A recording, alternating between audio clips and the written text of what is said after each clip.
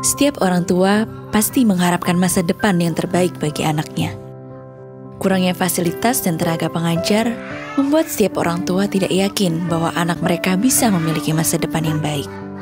Tapi sejak dibukanya Feeding and Learning Center di Dusun Salapa, Mentawai, dampak positif terjadi bagi anak-anak. Tangan pengharapan yang telah mengirimkan guru-guru berkompeten dan kreatif membuat anak-anak di sini menjadi lebih antusias untuk belajar. Citra Irana Sinangga yang sudah mengabdi selama 2 tahun di Dusun Salapa telah memberikan yang terbaik bagi anak-anak di sini. Apalagi di masa COVID ini yang mengharuskan Citra untuk mengunjungi rumah setiap anak. Oke, inilah perjalanan kami menuju rumah anak. Kami melewati jalan ini dan kami harus menarik rakit untuk menyeberang ke seberang.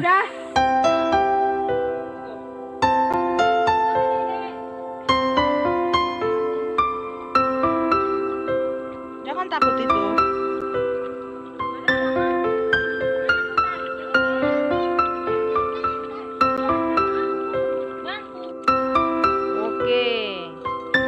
Kami dari Dusun Salapa, salah satu center FLC kita yang berada di Kepulauan Mentawai. Dalam pandemi corona ini yang membuat kita harus mengajar anak dari rumah ke rumah, banyak hal-hal atau tantangan yang kami hadapi.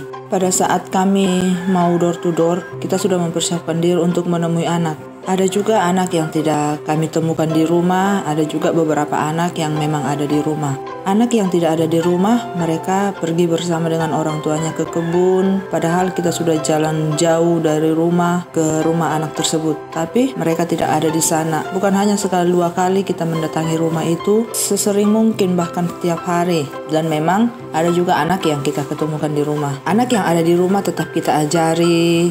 Jika ada beberapa anak, kita buat mereka langsung berkumpul untuk belajar bersama. Orang tuanya juga welcome, kita mendapat sambutan hangat meskipun door to door. Ya memang terkadang ada masyarakat yang seperti ibaratnya, kenapa mengajar Miss, padahal ini virus corona begitu. Tapi kita hanya bisa menjelaskan dengan bahasa sederhana, ya kita bermain sambil belajar aja, kita tidak berkumpul terlalu rame-rame. Kita juga dalam door to door ini bisa langsung bertemu sama orang tua murid ya. Kita bisa bercerita bagaimana anaknya di rumah, apakah orang tuanya juga mengajari mereka, ikut mengajari mereka. Memang door to door ini juga ada dampak positifnya ya. Istilahnya kalau kita pergi door to door hanya 1-2 orang anak, kita lebih belajarnya kondusif dengan bimbingan orang tua. Kita mendapat masukan dari orang tua, kita juga memberikan masukan untuk orang tua dalam membantu perkembangan si anak. Pengorbanan dari Citra tidak sia-sia. Kini kecerdasan setiap anak semakin meningkat. Kini mereka sudah bisa mengenal huruf, warna, dan angka. Bahkan karakter mereka sudah lebih sopan dari sebelumnya. Orang tua sangat mendukung kegiatan ini, sehingga kegiatan ini pun dapat berjalan dengan lancar. Kehadiran Citra sebagai guru di sini telah menumbuhkan kembali semangat dan harapan bagi anak-anak di Dusun Salapa, Mentawai. Terima kasih kepada para donatur yang telah setia mendukung program sponsorship guru pedalaman di Dusun Salapa, Mentawai. Bersama kita mewujudkan harapan dan mimpi anak-anak di pedalaman Indonesia demi masa depan yang lebih baik. Helping people live a better life.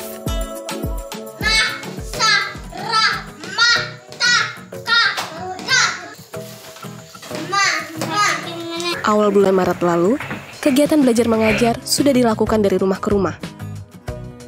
Desilda sebagai guru di Kota Podu mengunjungi rumah setiap anak serta membuat kelompok-kelompok kecil, sehingga setiap anak tidak ketinggalan pelajaran. Walaupun di desa ini belum ada kasus positif COVID-19, namun Desi tetap mengikuti aturan dari pemerintah. Dengan berjalan kaki, Desi tetap mengunjungi rumah setiap anak. Rasa lelah pun terobati ketika Desi melihat antusias dari setiap anak untuk belajar. Dengan kondisi yang terbatas, dia tetap memberikan yang terbaik bagi anak-anak di sini. Melalui kegiatan ini, Desi semakin dekat dan semakin mengenal karakter dari setiap anak. Desi juga dapat menjelaskan perkembangan anak kepada setiap orang tua. Orang tua sangat senang dengan kehadiran Desi ke rumah mereka, sehingga saat Desi hendak pulang, orang tua memberikan buah-buahan sebagai ungkapan terima kasih karena masih peduli terhadap pendidikan anak-anak mereka. Semoga Indonesia dapat segera pulih dari pandemi COVID-19, sehingga anak-anak dapat kembali belajar bersama di sekolah. Terima kasih kepada para donatur yang telah setia mendukung program Feeding and Learning Center di Kota Podu, Sumba Barat Daya.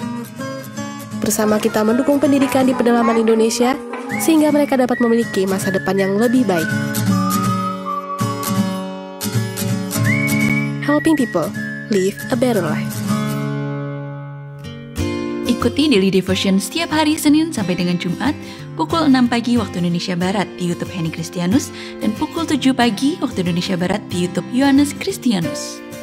Saksikan tayangan Journey Tangan Pengharapan setiap hari Jumat pukul 7 malam waktu Indonesia Barat di YouTube Tangan Pengharapan Henny Kristianus dan di live Instagram Henny Kristianus.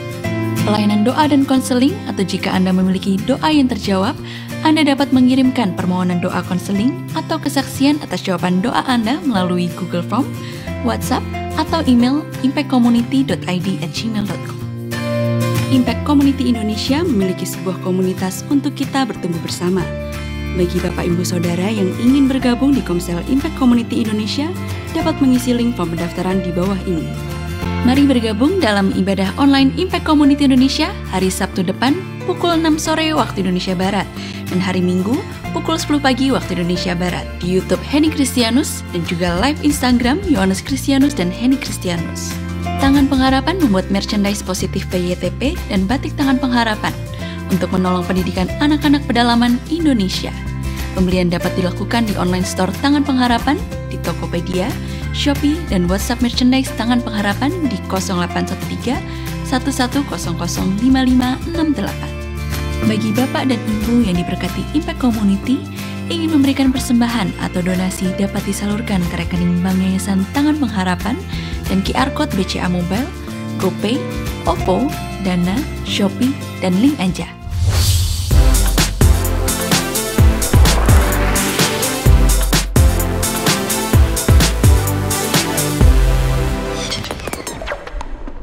Halo, apa kabar? Senang sekali bisa kembali melayani Anda dalam ibadah online bersama Impact Community Indonesia. Salam damai sejahtera bagi kita semua. Saya percaya kasih setia Tuhan selalu menyertai kita sepanjang minggu ini. Senang sekali kami bisa kembali memberikan update dari penyaluran bantuan peduli sesama, tanda kasih Anda bagi masyarakat yang membutuhkan di masa COVID-19. Mari kita saksikan laporan peduli sesama melalui video tayangan berikut ini. Suami baru kerja, walaupun ada pandemi, tetap ada baru bekerja. Jadi mulai ekonomi yang tadinya memang ini lagi kacau, sekarang ya lumayan. Apalagi kalau ada bantuan begini, senang banget. Cara Tuhan, karya Tuhan lah buat kita. Kita kan udah merasa bagaimana susahnya ya. Jadi pas memang sih orang lain lagi kan pandemi kan, tapi puji Tuhan kita masih ada pemasukan, walaupun ya pas-pasan lah untuk bayar cicilan masih bisa.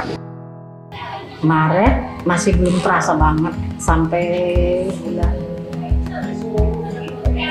Mei lah. Lebaran kan masih anak-anak juga masih kerjanya masih seperti biasa.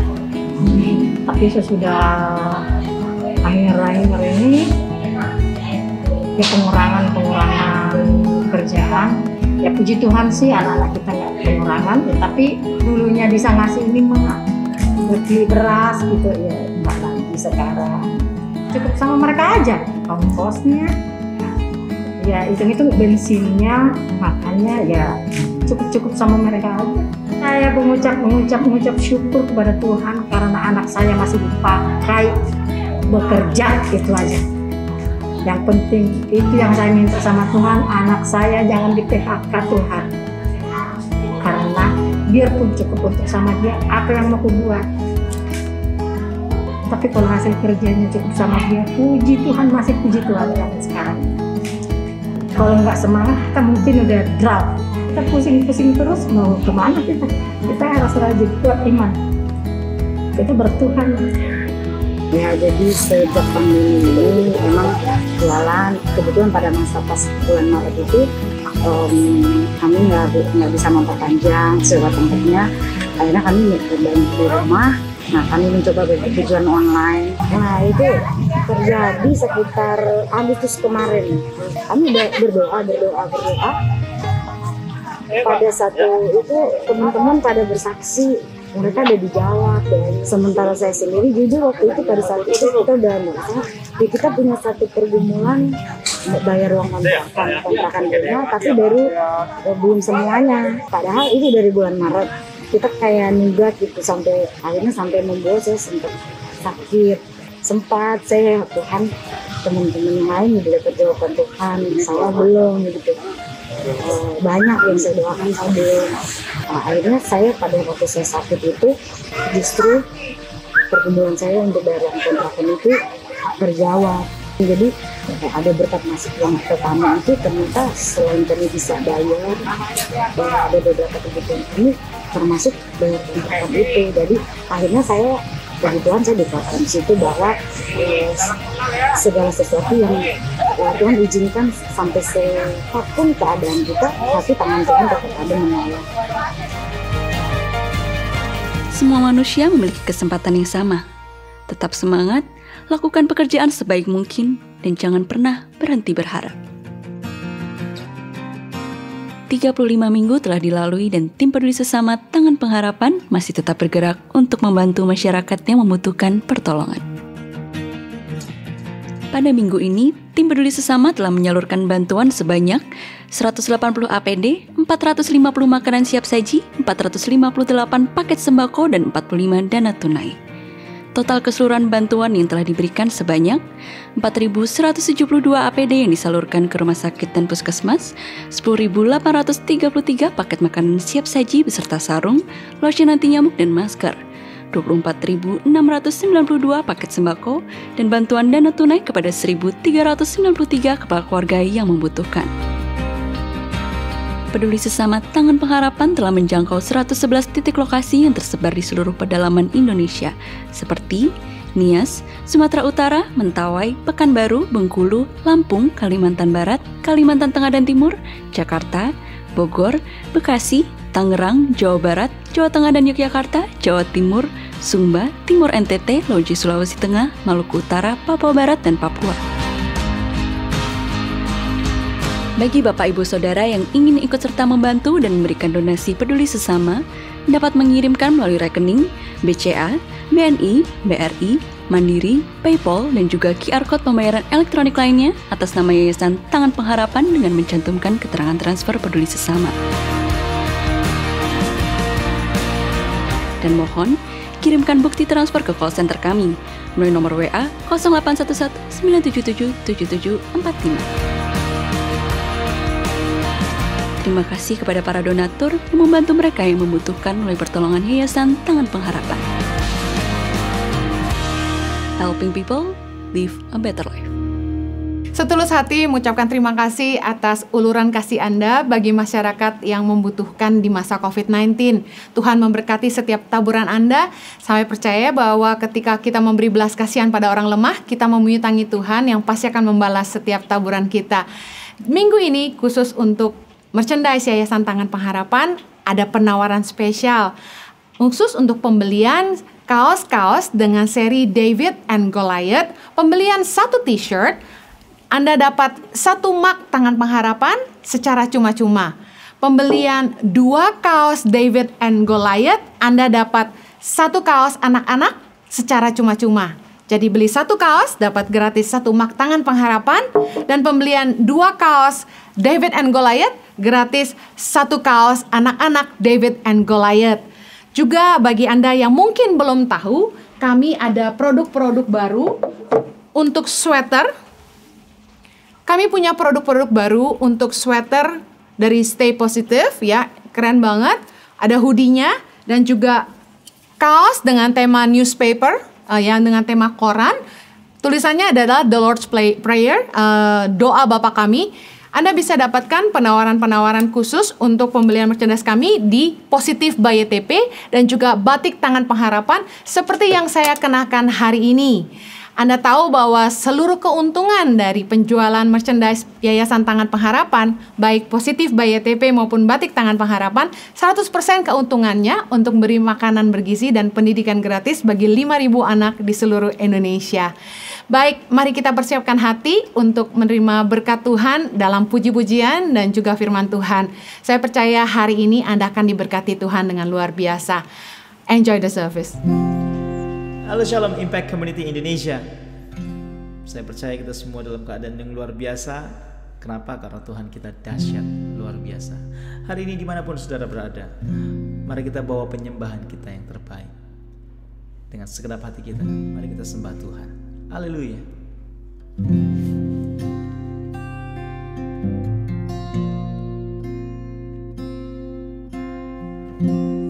Engkaulah perisaiku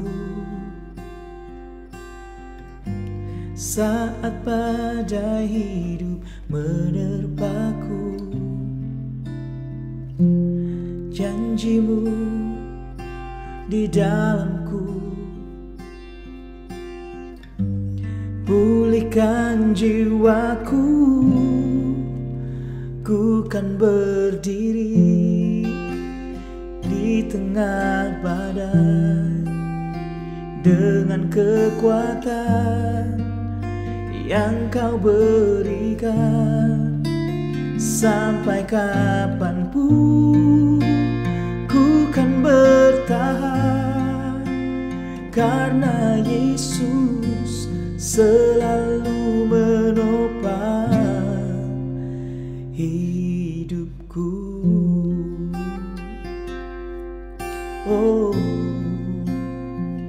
sama-sama katakan. Engkaulah perisaiku saat badai hidup menerpaku. Katakan firman-Mu di dalamku.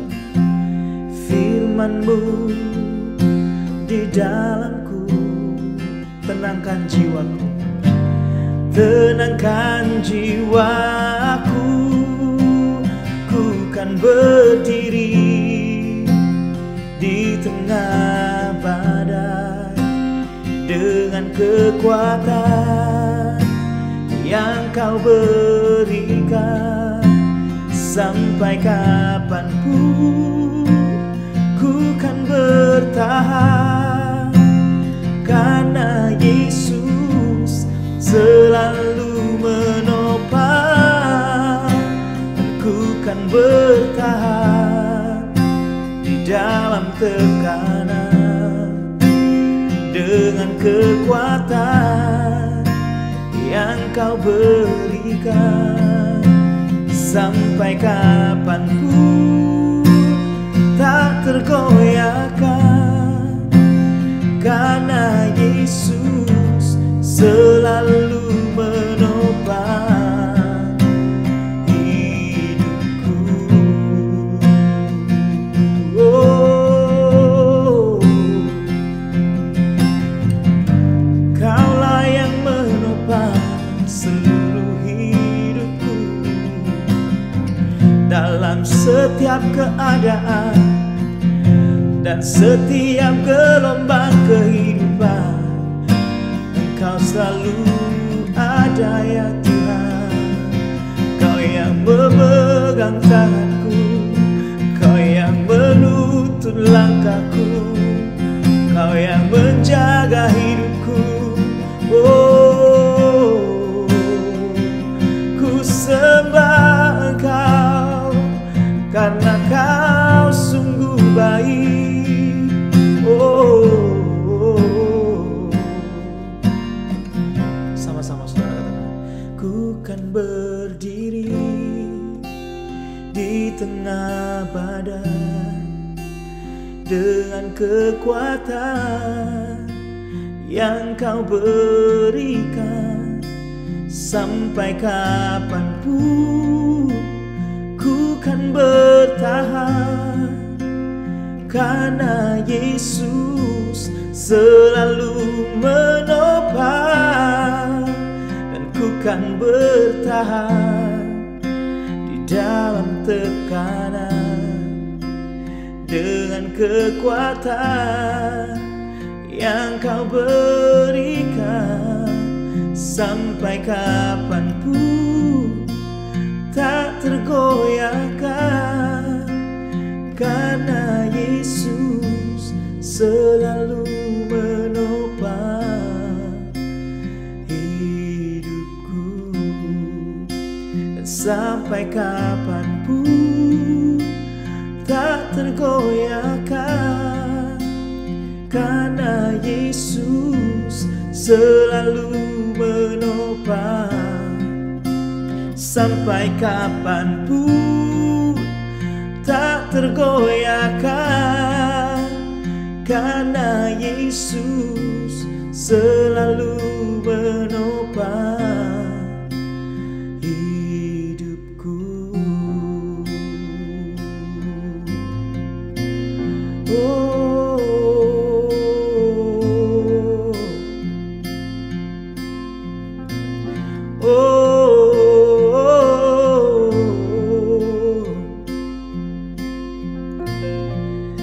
Kau yang selalu menopang, Yesus Tuhanku yang hidup.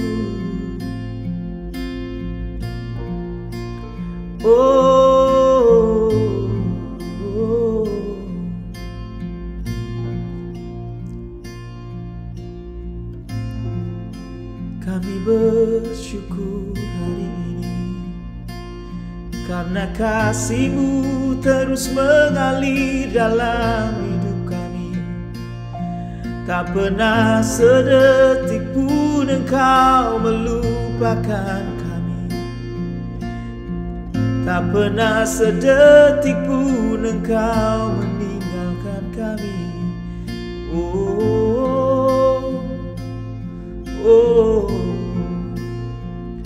Ajar kami untuk setia sampai akhir hidup kami, terus setia kepadamu seperti Engkau setia.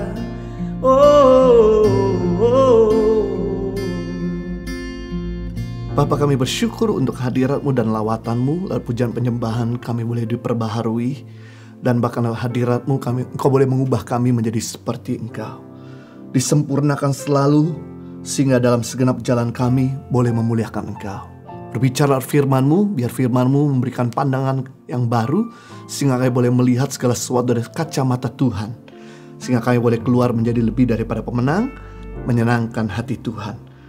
Dalam kesempatan ini kami juga berdoa untuk pokok doa yang telah masuk dalam Impact Community Indonesia, di mana kami bersatu hati bersama-sama berdoa keberhasilan usaha baru pasca kebakaran yang menghabisi harta keluarga. Biar Tuhan boleh memberikan penyediaan, menggantikan apa yang telah hilang. Kami juga berdoa buat pemulihan dari duka atas kematian suami. Penghiburan-Mu turun dan terjadi buat keluarga yang ditinggalkan. Serta juga kesehatan dan kecukupan dana dalam rencana renovasi rumah orang tua. Biarlah Engkau boleh menyediakan berkat-Mu, sehingga maksud yang mulia ini bisa terrealisasikan untuk orang tuanya. Kami juga berdoa buat pertobatan suami dari sikap yang kasar. Biar Tuhan pulihkan rumah tangga ini. Kami juga berdoa buat kelancaran persiapan SBMPTN 2021. Kami juga berdoa buat hikmat mengelola keuangan, agar tidak tertipu lagi oleh investasi bodong dalam nama Yesus. Kami berdoa juga buat kesembuhan dari penyakit jantung, mah kronis, ginjal dan pankreas. Biar Jehovah Rafa boleh menyembuhkan segala sakit penyakit mereka. Pergumulan mereka hadapi, serahkan pada Tuhan. Engkau sanggup menolong dan bahkan membantu segala pergumulan mereka. Di dalam nama Yesus kami berdoa dan ucap syukur. Kita semua yang sudah diberkati sama-sama katakan amin. Puji Tuhan, suatu kehormatan boleh kembali menyambut dan melayani Bapak Ibu pada ibadah Impact Community Indonesia hari Minggu ini. Sebelum saya menyampaikan firman Tuhan, ada praise report. Pokok-pokok doa yang telah dijawab oleh Tuhan, di mana telah masuk dalam ibadah Impact Community Indonesia. Yang pertama, kesaksian jawaban doa memperoleh kesempatan untuk melanjutkan pendidikan di luar negeri. Luar biasa. Yang kedua, berkesempatan magang di BUMN setelah 1 tahun menggumulkannya. Dahsyat. Yang ketiga, dipercayakan murid-murid dalam bimbel yang baru saja dirintis. Amazing. Yang keempat, memperoleh hikmat untuk menjalankan magang secara online. Luar biasa. Yang kelima, memperoleh pekerjaan setelah 2 kali 24 jam didoakan.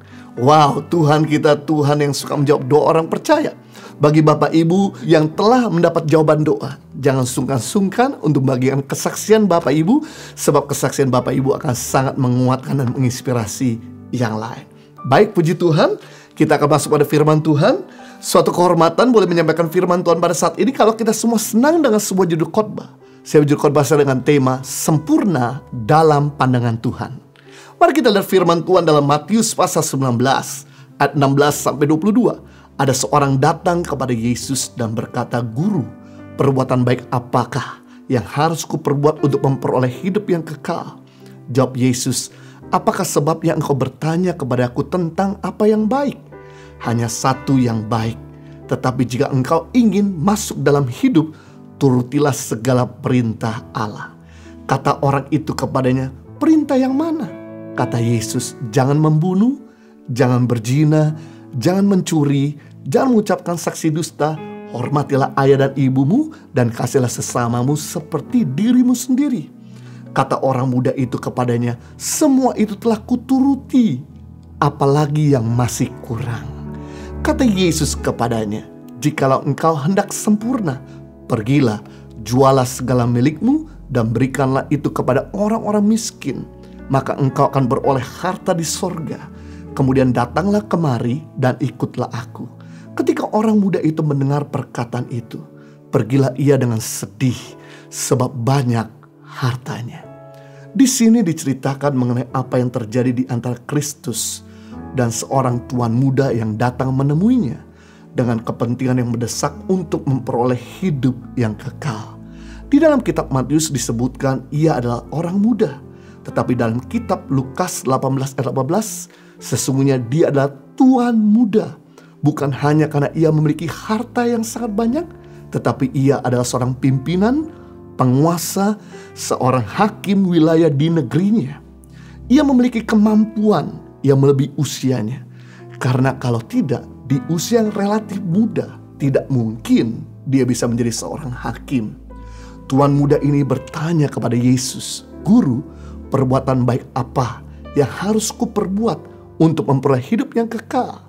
Dengan bangganya ia berkata, "Semua perintah Allah, dari hukum pertama sampai hukum ke-10 telah aku lakukan."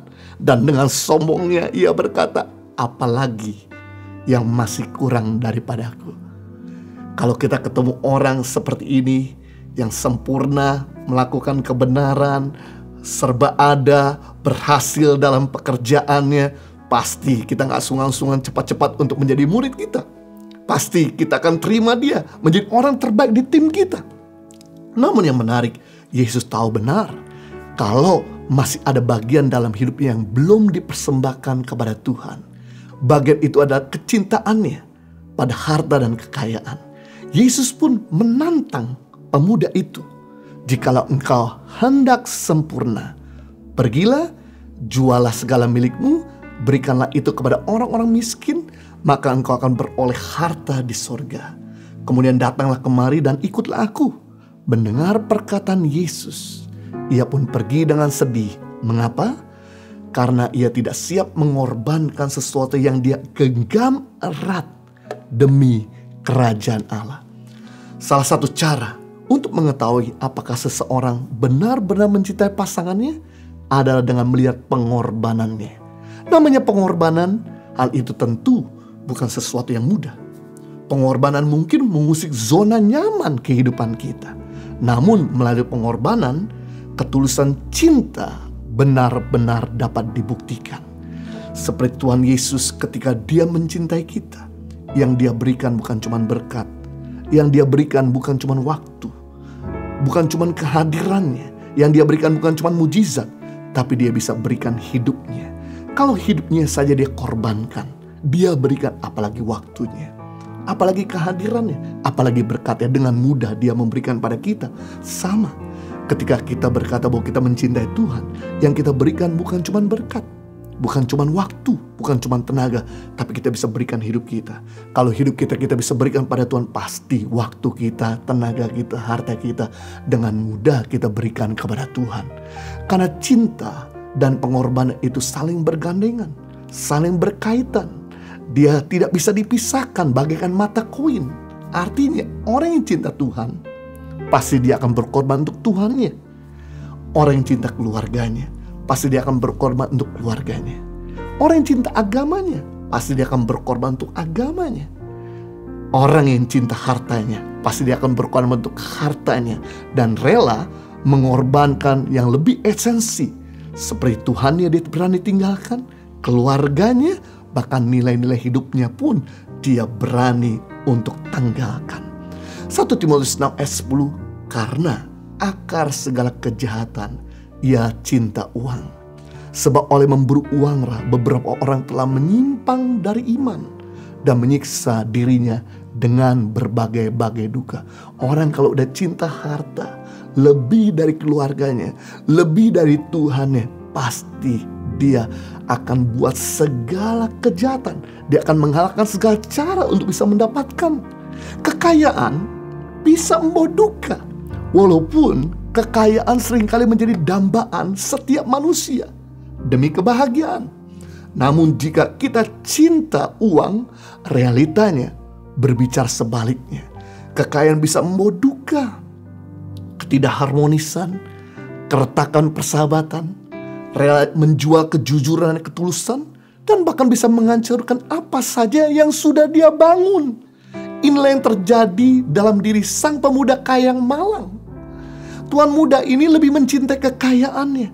Karena itu ia beranjak pergi meninggalkan Tuhannya. Sampai ia rela kehilangan kehidupan yang kekal. Hanya cuman ingin memiliki harta yang selama ini dia peroleh.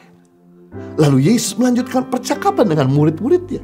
Dalam Matius pasal 19 ayat 23 sampai 24, Yesus berkata kepada murid-muridnya, aku berkata kepadamu, sesungguhnya sukar sekali bagi seorang kaya untuk masuk dalam kerajaan sorga. Sekali lagi aku berkata kepadamu, lebih mudah seekor unta masuk ke dalam lubang jarum daripada seorang kaya masuk dalam kerajaan Allah. Lubang jarum yang Yesus maksudkan di sini bukan lubang jarum beneran yang seperti dipakai untuk menjahit baju. Tapi lubang jarum yang Yesus maksudkan pada zaman Alkitab adalah lubang pintu orang Yahudi yang serupa dengan lubang jarum yang sempit memanjang untuk masuk kota Yerusalem. Pintu lubang jarum yang berada di tembok perbatasan kota Yerusalem baru bisa digunakan apabila pintu gerbang utama besar ditutup setelah jam kantor. Gerbang ini umumnya dikenal dengan nama lubang jarum karena ukuran yang kecil, sempit dan memanjang, yang tidak bisa dilewati seekor unta jika bebannya tidak dilepaskan dan dibuat berjalan dengan cara berlutut. Seperti unta-unta tersebut, orang-orang kaya tidak dapat masuk dalam kerajaan surga jika ia tidak mau melepaskan beban kekayaan duniawinya, menyucikan diri dari dosa-dosanya, dan merendahkan diri mengikuti firman yang sederhana yang Tuhan katakan, sehingga bisa melewati gerbang yang sempit. Jadi sebenarnya Tuhan Yesus tidak melarang kita ingin menjadi kaya. Untuk menjadi kaya, Dia tentu mau kita diberkati di bumi dan diberkati di surga. Namun Dia ajarkan syarat untuk masuk dalam kerajaan surga, yaitu kita harus belajar seperti unta masuk dalam lubang jarum. Nah, kita akan belajar ada 3 hal bagaimana unta bisa masuk dalam lubang jarum, sehingga membantu kita untuk kita menjadi serupa dengan pandangan Tuhan, menjadi sempurna seperti apa yang Tuhan pandang, apa yang Tuhan mau. Yang pertama, unta untuk masuk dalam lubang jarum yang kecil, sempit dan panjang, unta perlu melepaskan beban dan harta benda yang dipikulnya. Hal ini mengajarkan kepada kita untuk jangan bersandar pada harta kita, tapi belajar untuk bisa melepaskan agar menyunat hati kita jangan materialistis. Karena memberi obat penawar racun materialistis. Memberi adalah obat penawar racun mementingkan diri sendiri. Mampukah harta memberikan kehidupan kekal? Jangankan hidup kekal, kesehatan saja pun harta tidak mampu memberikannya. Sampai hari ini orang mau beli vaksin COVID-19 nggak bisa-bisa. Karena memang harta tidak bisa beri kesehatan. Belajar memberi agar mulai bisa mengumpulkan harta di kekekalan. Karena investasi terbesar bukan di bumi, tapi investasi terbesar yaitu dalam hidup orang lain dan dalam kerajaan surga. Matius pasal 10 ayat 39, barang siapa mempertahankan nyawanya, ia akan kehilangan nyawanya. Dan barang siapa rela kehilangan nyawanya karena aku, ia akan memperolehnya. Berarti barang siapa mempertahankan hartanya, ia akan kehilangan hartanya. Dan barang siapa rela kehilangan hartanya karena Tuhan, ia akan memperolehnya. Sungguh aneh. Sungguh gak masuk di akal. Orang yang mempertahankan malah kehilangan. Tapi orang yang rela kehilangan malah memperolehnya.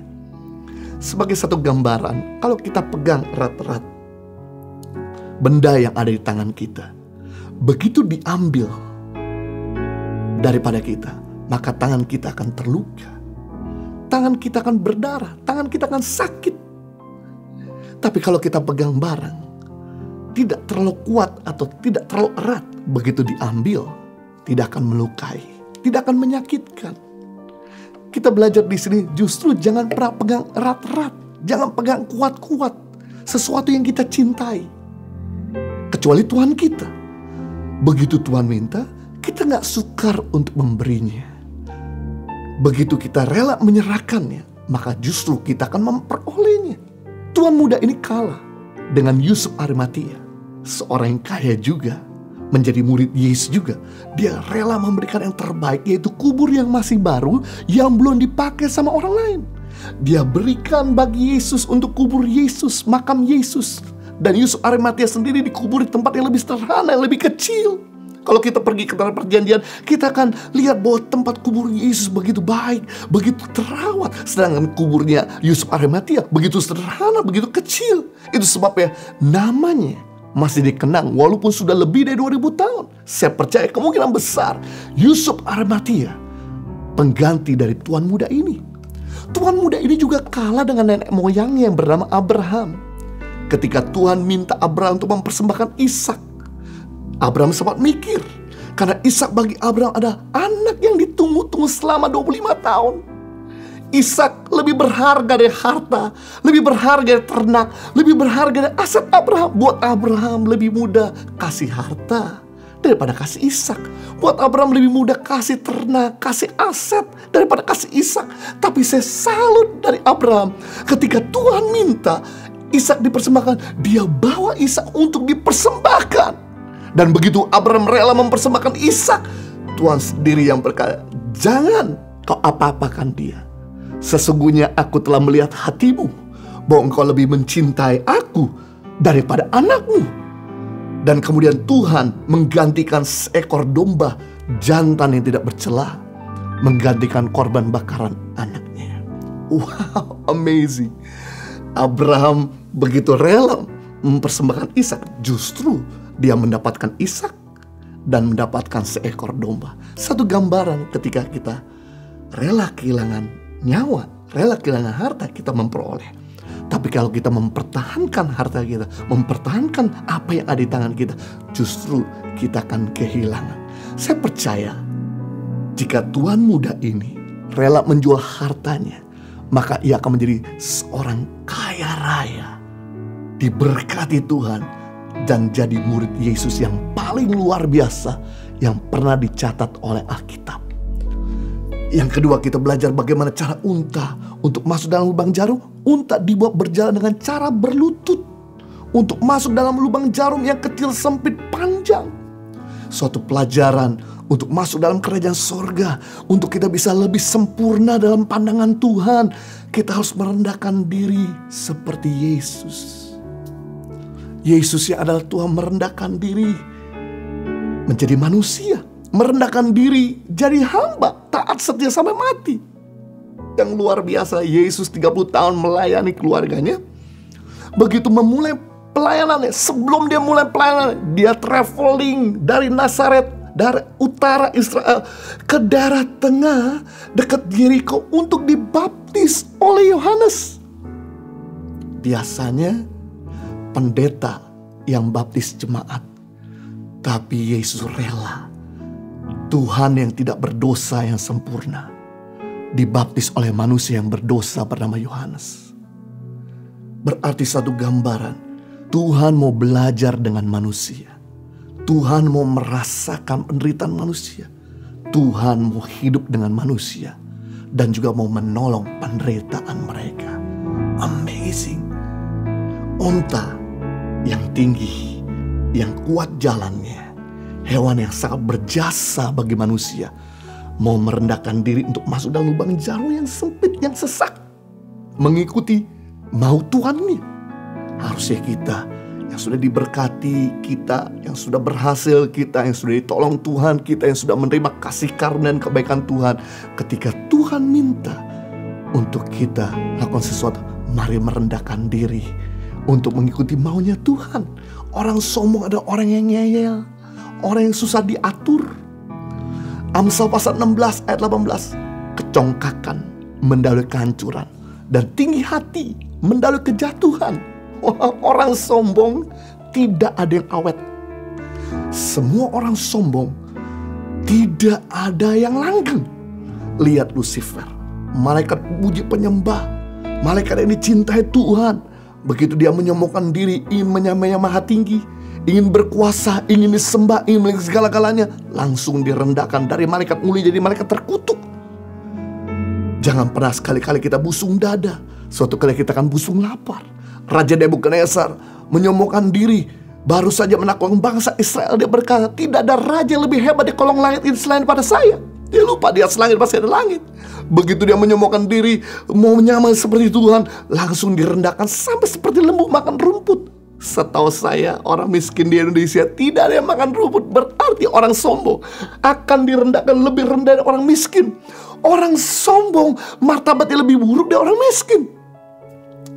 Cerita John Lennon yang sudah terkenal keliling berbagai macam negara, berdua tanpa dia sadar dari keceplosan bahwa we are more famous than Jesus Christ. Kita lebih terkenal dari Yesus Kristus. Apa yang terjadi? Penggemarnya, fansnya, bukan oposisinya, tembak dia dari jarak yang dekat. Orang yang sombong tidak ada yang awet, sedangkan orang yang rendah hati itu awet. Amsal pasal yang ke-22 ayat 4, ganjaran kerendahan hati dan takut akan Tuhan adalah kekayaan, kehormatan, dan kehidupan. Berarti kita bisa lihat orang rendah hati itu diberkahi Tuhan, orang sombong dimiskinkan Tuhan. Perhatikan orang terkaya hari ini, nomor 1, nomor 2, nomor 3 di dunia. Mereka adalah orang-orang low profile. Mereka adalah orang-orang yang touchable, yang bisa disentuh. Mereka adalah orang-orang yang rendah hati. Mereka adalah orang-orang yang mau menolong. Mereka adalah orang-orang yang mau terus belajar. No wonder kalau mereka dari tahun ke tahun semakin prosper, semakin diberkati. Tapi orang sombong, dia gak akan pernah kaya raya, dimiskinkan Tuhan. Amsal 22:4, orang rendah hati itu dihormati. Orang sombong gak ada yang dihormati. Kalau Anda mau dihormati orang, rendah hatilah. Kalau engkau angkuh, kalau engkau adalah orang yang gak bisa ditegur, orang gak akan hormat sama kita. Yang ketiga, ganjar kerendahan hati itu kehidupan. Orang rendah hati, apapun yang dikerjakan jadi hidup. Tapi orang sombong, apapun dikerjakan jadi mati. Bangun bisnis mati, bangun rumah tangga mati, bangun pekerjaan karir pelayanan mati. Jadi jangan cepat-cepat kami hitamkan orang lain. Kenapa sampai bisnis kami gak jalan? Kenapa sampai karir kita berhenti? Kenapa sampai rumah tangga kita berantakan? Kenapa pelayanan kita nggak berdampak? Jangan cepat-cepat kami ngitamkan orang lain. Introspeksi diri sendiri. Karena awalnya segala kejatuhan adalah kesombongan. Orang rendah hati itu adalah orang yang mau berubah. Orang yang mau diajar. Orang yang mau bertumbuh lebih baik lagi. Orang yang mau terus disempurnakan. Di masa pandemik ini, ada saat yang terbaik di mana kita merendahkan hati kita untuk belajar apa yang Tuhan inginkan dalam hidup kita, agar Tuhan tolong. Kita belajar dari orang lain. Saya teringat beberapa teman-teman kami yang merupakan pengusaha pabrik tekstil. Begitu masa pandemik, pabriknya berhenti. Tidak ada orderan lagi. Dia bingung untuk bayar karyawan bagaimana, untuk bayar THR bagaimana. Tapi dia lakukan adalah dia tanya Tuhan. Dia diskusi sama orang lain, dia bertanya sama orang lain, minta masukan orang lain, dan kemudian dia rubah sesuai dengan masukan yang Tuhan katakan dan orang lain katakan. Dan akhirnya bisnis jalan. Sama seperti kami juga. Dalam masa masuk pandemik, kami gak bisa lagi jual secara onsite di tempat ibadah. Karena tempat ibadah tutup masa pandemik. Kami gak bisa lagi pelayan kami di cancel. Sedangkan merchandise yang kami pakai, keuntungan yang kami pakai untuk menolong pendidikan anak-anak pedalaman Indonesia, yang kami lakukan, kami coba jual online. Karena kami gak punya pengalaman online. Belasan tahun kami biasa jual onsite. Akibatnya kita jual online berdarah-darah. Tidak ada yang berhasil. Dan akibatnya apakah kami patah sama? No. Waktunya kita merendahkan hati. Saya sebagai hamba Tuhan gak sungkan-sungkan untuk nanya anak-anak rohani kami, mereka yang berhasil dalam bisnis, dalam e-commerce. Dan kemudian saya minta masukan, kami minta bimbingan, kami minta coachingnya. Dan puji Tuhan, mereka mulai meng-coachingnya. Dan akhirnya sekarang bisa berjalan. Orang rendah hati pasti awet. Orang yang sombong gak ada yang awet. Jadi kalau pelayananmu awet, rumah tanggamu awet, bisnismu awet, karirmu awet, mari rendah hati untuk terus belajar, mau berubah lebih baik lagi. Yang ketiga, bagaimana cara unta untuk masuk dalam lubang jarum? Unta masuk dalam lubang jarum, si unta harus bergesekan dengan gerbang yang kecil, sempit, dan panjang, agar membersihkan dirinya dari debu, pasir, dan kotoran. Sehingga ketika unta masuk dalam kota Yerusalem, di dalam pintu gerbang, dia lebih bersih dari sebelumnya. Satu pelajaran untuk masuk dalam kerajaan Allah, untuk hidup ini lebih sempurna. Kerajaan Allah itu terdiri dua, kerajaan kekal dan kerajaan besar. Jadi kalau kita mau dipercayakan perkara besar dan kekal, tidak ada cara lain. Kita belajar seperti unta, yaitu mau menyucikan diri kita, meninggalkan perbuatan-perbuatan daging dan dosa-dosa kita. Karena dosa selalu menurunkan nilai hidup kita. Roma 3:23, karena semua orang telah berbuat dosa dan telah kehilangan kemuliaan Allah. Akibat dosa, manusia kehilangan kemuliaan. Kata kemuliaan artinya kualitas.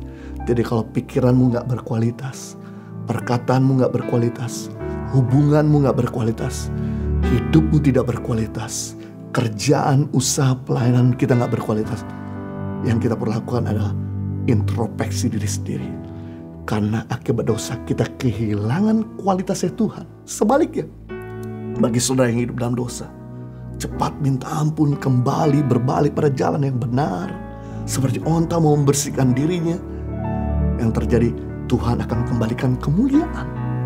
Akibatnya pikiran kita berkualitas, perkataan kita berkualitas, pelayanan kita berkualitas, bisnis kita berkualitas, hidup kita berkualitas.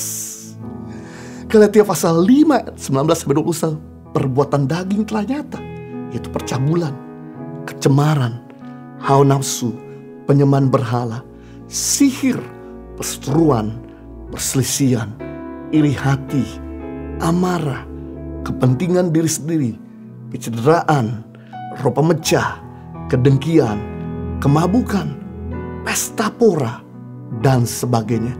Terhadap semuanya itu kuperingatkan kepadamu, kata Paulus pada jemaat di Galatia, seperti yang telah aku lakukan dahulu, bahwa barang siapa melakukan hal-hal yang demikian, ia tidak akan mendapat bagian dalam kerajaan Allah. Sekali lagi, kerajaan Allah bukan cuma kerajaan nanti, di mana kita akan tinggal bersama dengan Tuhan, tapi kerajaan Allah juga sudah hadir ketika kita hidup dalam kebenaran. Karena kebenaran mendatangkan kemuliaan Tuhan. Dan ketika kita hidup dalam kerajaan Allah, maka sesuatu yang besar, sesuatu yang langgeng akan kita miliki. Jadi kalau keluarga kita mau langgeng, bisnis kita mau langgeng, pelayan kita mau langgeng, kita punya jabatan mau langgeng, kita punya kesehatan mau langgeng, tidak ada cara lain, hiduplah dalam kebenaran. Sebab di luar kebenaran, maka segala sesuatu yang kita kerjakan menjadi sia-sia. Jadi kita belajar di sini untuk menjadi sempurna dalam pandangan Tuhan. Yang pertama, jangan bersandar pada hartamu, belajarlah untuk melepaskannya. Ketika kita pemegang erat-erat, diambil akan melukai kita.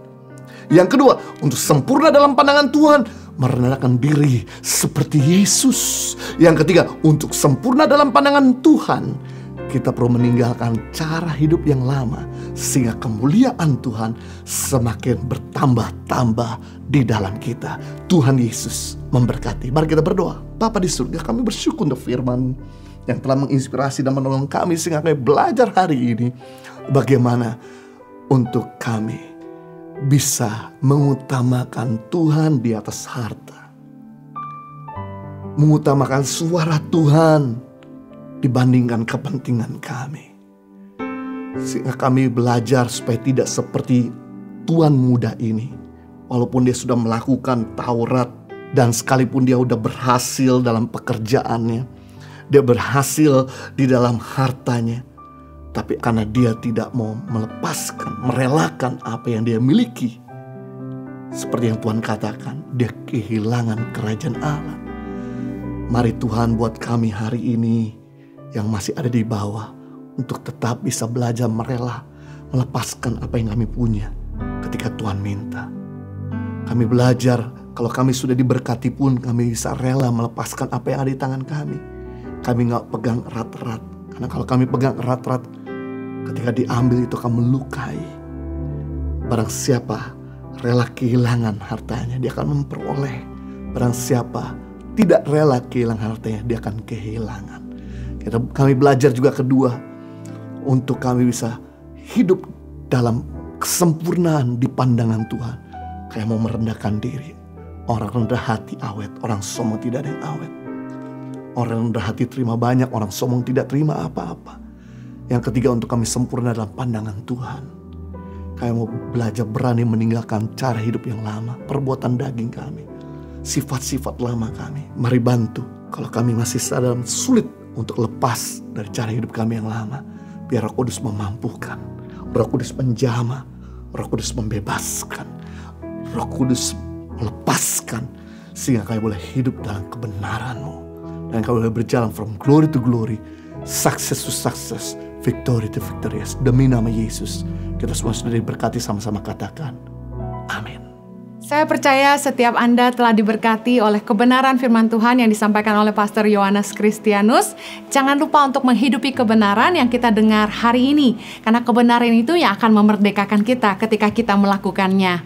Bagi Anda yang ingin ikut mendukung pelayanan Yayasan Tangan Pengharapan maupun Impact Community Indonesia, Anda dapat melakukan donasi melalui nomor rekening di layar kaca Anda. Tersedia juga QR Code bagi Anda yang ingin melakukan donasi secara online. Mari bergabung kembali bersama dengan kami dalam ibadah Impact Community Indonesia minggu depan, tanggal 31 Oktober jam 18 waktu Indonesia Barat, dan juga tanggal 1 November jam 10 pagi waktu Indonesia Barat. Praise and Worship minggu depan kita akan dilayani oleh Jason Irawan dan Frankie Kuncoro. Mari kita menutup ibadah kita dengan berdoa bersama-sama. Mari mengharapkan dari Tuhan bahwa Tuhan akan memberikan berkat yang luar biasa bagi kita sepanjang minggu ini. Bapa, kami mengucap syukur untuk anugerah-Mu dalam hidup kami. Terima kasih untuk penyertaan-Mu sepanjang minggu ini. Terima kasih untuk setiap kasih karunia yang Tuhan limpahkan, penyediaan, bahkan perlindungan Tuhan. Terima kasih kalau sampai hari ini kami masih bisa tetap sehat dan kuat. Terima kasih kalau kami masih bisa bertahan di dalam masa-masa sulit. Hamba-Mu berdoa, Tuhan, karuniakanlah kekuatan kepada setiap anak-anak-Mu, sehingga kami boleh melewati apa saja yang ada di depan kami. Anugerahkan Tuhan kemurahan-Mu dalam hidup setiap kami, sehingga kami memperoleh kemudahan-kemudahan dalam pekerjaan, dalam usaha, bisnis, dalam membangun apapun yang sedang kami bangun hari ini. Tuhan, berikanlah ide-ide yang baru, kekreativitasan untuk mengerjakan apa yang harus kami bangun ke depan. Tuhan, tolong berkati setiap rumah tangga, berikan keharmonisan, biarlah setiap rumah tangga boleh rukun, sejahtera, dan bahagia. Tuhan, berkati anak-anak kami, berikanlah pengenalan akan Tuhan. Lindungilah anak-anak kami, Tuhan. Jauhkan dari pengaruh-pengaruh yang buruk, dari sosial media, dari YouTube, ataupun dari game-game yang ada, Tuhan. Berikanlah mereka hikmat, kebijaksanaan dalam hati mereka. Apa saja yang mereka dengar, mereka lihat, mereka boleh filter itu di dalam kebenaran Tuhan. Bapa, tolong jagai anak-anak kami. Jauhkan dari orang-orang yang tidak bertanggung jawab. Jauhkan dari pengaruh-pengaruh yang buruk, Tuhan. Bapa, kami menyerahkan seluruh hidup kami dalam tangan-Mu. Juga berkati Tuhan umat-Mu yang sakit. Bilur-bilur kuasa darah-Mu sanggup menyembuhkan kami Tuhan. Berkati setiap orang-orang yang telah mendukung pelayanan Yayasan Tangan Pengharapan dan Impact Community Indonesia. Kami percaya Tuhan berkat-Mu gak akan pernah kurang dalam hidup mereka. Kenyangkanlah mereka dengan segala kebajikan dan kemurahan-Mu Tuhan. Bapak, kami mau persiapkan hati kami untuk menerima berkat Tuhan. Mari buka hatimu, buka tanganmu, terima berkat Tuhan dengan iman. Kiranya kemurahan Tuhan dicurahkan dalam hidupmu, sehingga apa saja yang kau kerjakan, Tuhan membuatmu berhasil, dan kemana saja engkau pergi, Tuhan membuatmu beruntung. Kiranya Tuhan menaruh hikmat dalam hatimu, sehingga engkau menjadi orang yang excellent dan kreatif dalam apa saja yang engkau kerjakan. Kembalilah ke tempatmu masing-masing dan jadilah berkat dan terang Tuhan. Demi nama Yesus kami berdoa. Amen. Jangan lupa untuk menghidupi firman Tuhan. Jadilah berkat kemanapun Anda pergi. Stay safe. God bless you. Mau seperti-Mu Yesus, disempurnakan selalu dalam setiap jalanku, memuliakan nama-Mu. Sama-sama katakan. Mau seperti-Mu Yesus, disempurnakan selalu dalam segenap jalanku, memuliakan nama-Mu, memuliakan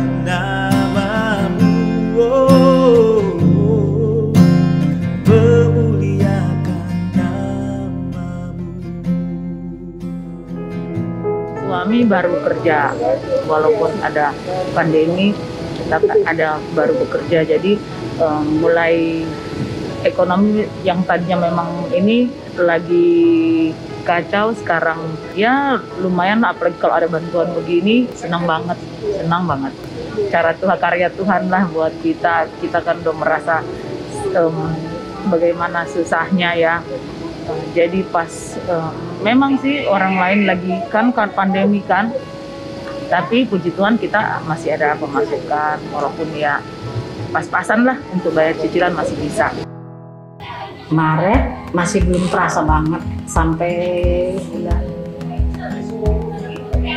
Mei ya, ke Lebaran kan masih anak-anak juga masih kerjanya masih seperti biasa. Tapi sesudah akhir-akhir ini ya pengurangan kerjaan, ya puji Tuhan sih anak-anak kita nggak pengurangan, tapi dulunya bisa ngasih ini mah beli beras gitu ya, nggak lagi sekarang. Cukup sama mereka aja, ongkosnya ya hitung-hitung, bensinnya, makannya ya cukup sama mereka aja. Saya mengucap syukur kepada Tuhan karena anak saya masih dipakai bekerja, itu aja. Yang penting itu yang saya minta sama Tuhan, anak saya jangan di PHK Tuhan, karena biarpun cukup untuk sama dia, apa yang mau aku buat.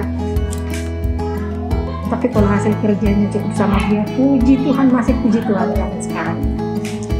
Kalau nggak semangat, kita mungkin udah drop, kita pusing-pusing terus, mau kemana kita? Kita harus rajin, kuat iman, kita bertuhan. Ya, jadi sejak pandemi ini memang jualan, kebetulan pada masa pas bulan Maret itu kami nggak bisa memperpanjang sewa tempatnya. Akhirnya kami di rumah. Nah, kami mencoba berjualan online. Nah, itu terjadi sekitar Agustus kemarin. Kami berdoa. Pada satu itu teman-teman pada bersaksi, mereka ada dijawab. Dan sementara saya sendiri jujur waktu itu pada saat itu kita udah merasa kita punya satu pergumulan bayar uang kontrakan kita, tapi baru belum semuanya. Padahal itu dari bulan Maret kita kayak nugget gitu, sampai akhirnya sampai membawa saya sempat sakit. Sempat saya Tuhan teman-teman yang lain udah dapat jawaban Tuhan, saya belum gitu. Banyak yang saya doakan saya belum. Akhirnya saya pada waktu saya sakit itu justru pergumulan saya untuk bayar kontrakan itu terjawab. Jadi ada berkat masuk yang pertama itu ternyata selain kami bisa bayar, ada beberapa kebutuhan kami termasuk bayar kontrakan itu. Jadi akhirnya saya kebetulan saya dikatakan di situ bahwa segala sesuatu yang Tuhan izinkan sampai apapun keadaan kita, tapi tangan Tuhan tetap ada menolong. Semua manusia memiliki kesempatan yang sama. Tetap semangat, lakukan pekerjaan sebaik mungkin, dan jangan pernah berhenti berharap. 35 minggu telah dilalui dan tim peduli sesama Tangan Pengharapan masih tetap bergerak untuk membantu masyarakat yang membutuhkan pertolongan. Pada minggu ini, tim peduli sesama telah menyalurkan bantuan sebanyak 180 APD, 450 makanan siap saji, 458 paket sembako, dan 45 dana tunai. Total keseluruhan bantuan yang telah diberikan sebanyak 4.172 APD yang disalurkan ke rumah sakit dan puskesmas, 10.833 paket makanan siap saji beserta sarung, lotion anti nyamuk dan masker, 24.692 paket sembako, dan bantuan dana tunai kepada 1.393 kepala keluarga yang membutuhkan. Peduli Sesama Tangan Pengharapan telah menjangkau 111 titik lokasi yang tersebar di seluruh pedalaman Indonesia, seperti Nias, Sumatera Utara, Mentawai, Pekanbaru, Bengkulu, Lampung, Kalimantan Barat, Kalimantan Tengah dan Timur, Jakarta, Bogor, Bekasi, Tangerang, Jawa Barat, Jawa Tengah dan Yogyakarta, Jawa Timur, Sumba, Timur NTT, Loji Sulawesi Tengah, Maluku Utara, Papua Barat, dan Papua. Bagi Bapak Ibu Saudara yang ingin ikut serta membantu dan memberikan donasi peduli sesama, dapat mengirimkan melalui rekening BCA, BNI, BRI, Mandiri, PayPal, dan juga QR Code pembayaran elektronik lainnya atas nama Yayasan Tangan Pengharapan dengan mencantumkan keterangan transfer peduli sesama. Dan mohon, kirimkan bukti transfer ke call center kami melalui nomor WA 0811 977 7745. Terima kasih kepada para donatur yang membantu mereka yang membutuhkan melalui pertolongan Yayasan Tangan Pengharapan. Helping people live a better life.